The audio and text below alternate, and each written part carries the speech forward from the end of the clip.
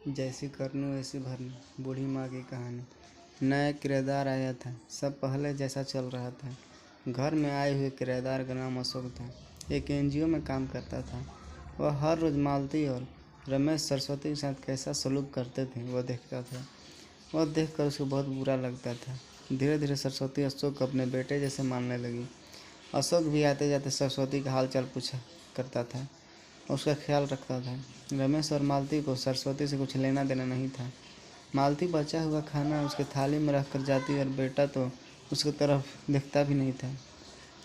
सरस्वती तो पहले ही समझ चुकी थी कि उसका बेटा पहले जैसा नहीं रहा, वह बदल गया है। फिर भी वो आंखें बंद करके किसी पालतू पशु जैसी उस घर में रहती थी, क्योंकि बुढ़ापे में उसको दूसरा किसी का सहारा नहीं था। रोटी के 2 टुकड़े के लिए उसको उनके सहारे रहना पड़ रहा था। कभी कभी सरस्वती को बहुत रोना आता था। सरस्वती अशोक को अपने मन की बातें बताने लगी। उनके पति की मौत की लापरवाही से हुई थी, पर वो ज़्यादा नहीं रही थी। जब पति काम पर जाते थे तब घर में हम दोनों को बहुत मान सम्मान मिलता था। जब वो काम करने में असमर्थ हो गए तब रमेश को उन्होंने घर खर्च में मदद किया कर ऐसा कहा। यह बातें रमेश के मन को बहुत लगी। जब तक पति घर चला रहे थे रमेश अपने सब पैसे बचा लेता था, पर अब शर्म से और मजबूरी में उसको घर खर्च चलाना पड़ रहा था। धीरे धीरे माँ बाप का खर्च सबको बोझ लग रहा था, लेकिन वह स्पष्ट रूप से कुछ भी नहीं कह सकता था। इस बीच पति का स्वास्थ्य बहुत बिगड़ गया और वह चल बसे। डॉक्टर के पास जाने से पता चला कि उनको निमोनिया हुआ था। डॉक्टर थोड़ी महंगी दवाई लिख कर देते थे तो रमेश पैसे बचाने चाहिए, इसलिए रमेश आधी दवाई लेकर आता था। शुरू में पति का स्वास्थ्य सुधर गया था, तब रमेश ने उनकी गोलियां औषधि बंद कर दी थी। पति भी इन चीज़ों पर ज़्यादा ध्यान नहीं देते थे, लेकिन एक रात में उन्हें सांस लेने में बहुत परेशानी हुई।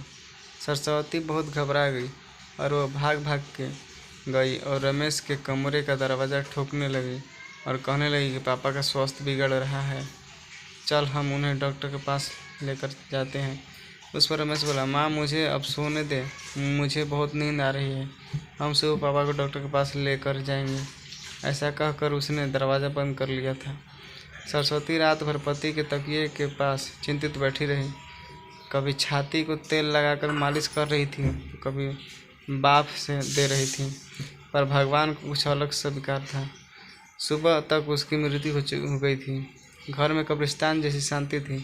रमेश रोने का नाटक करने लगे। मालती तो ऐसे रो रही थी कि जैसे उसको वास्तव में ससुर चले गए। इस बात पर बहुत दुख हो रहा हो। सबसे ज़्यादा धक्का लगा सिर्फ सरस्वती को, पर वह कुछ बोल नहीं पा रही थी। सरस्वती की आंखों में आंसू आ रहे थे और उसके होंठ थर थर काँप रहे थे, जैसे कि वो कहना चाहती हो कि अब एल रोने का नाटक क्यों कर रहे हो, मेरे पति की मौत के आप दोनों जिम्मेदार हो। पर वो कुछ बोल नहीं पाई। क्रियाक्रम कर दिया गया। सरस्वती के दिमाग में हमेशा एक बात चलती थी कि रमेश ने लापरवाही नहीं की होती तो आज मेरे पति जिंदा होते। उनकी मौत के बाद मालती और रमेश का व्यवहार बहुत बदल गया था।